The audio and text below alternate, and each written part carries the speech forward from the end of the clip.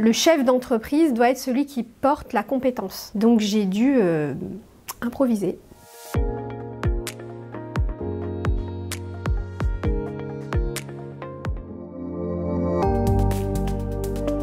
Alors l'idée est née pendant mon premier parcours professionnel. J'ai toujours su que je voulais créer mon entreprise, mais je ne savais pas dans quoi. Au fur et à mesure de mes voyages, de mon expérience professionnelle, j'ai décidé de m'orienter vers une passion, qui était la cuisine. C'est à ce moment-là, donc j'avais déjà travaillé depuis quelques années dans l'agroalimentaire, après mon diplôme d'ingénieur, que j'ai décidé de me lancer, voilà.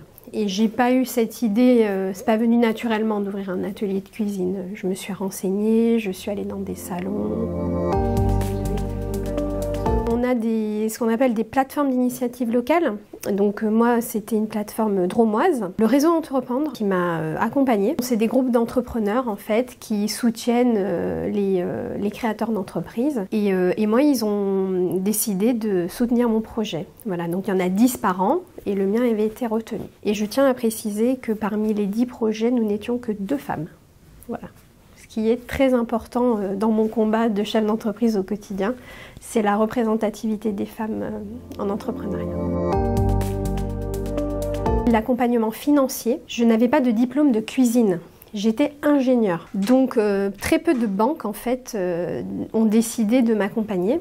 En fait une seule, c'est toujours mon banquier d'ailleurs. Puisque dans les métiers de bouche, dans les métiers très techniques comme ça qui demandent, c'est de l'artisanat, ça demande un savoir-faire. Le chef d'entreprise doit être celui qui porte la compétence. Donc j'ai dû improviser.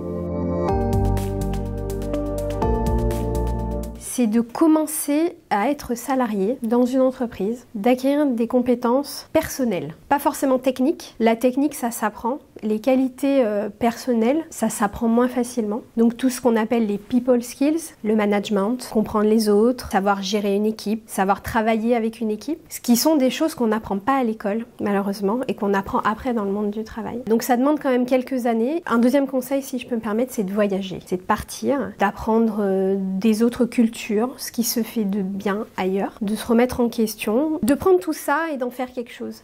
Mais d'éviter de se lancer tout de suite en pensant qu'on sait tout dès qu'on a terminé ses études parce qu'en fait on ne sait pas tout. À moi ça m'a apporté une deuxième vie. Je suis toujours dans cette activité, j'en aurai certainement d'autres des vies, mais celle-là ça m'a permis de m'accomplir dans tous les domaines. Voilà, aussi bien personnel que professionnel. Allez-y.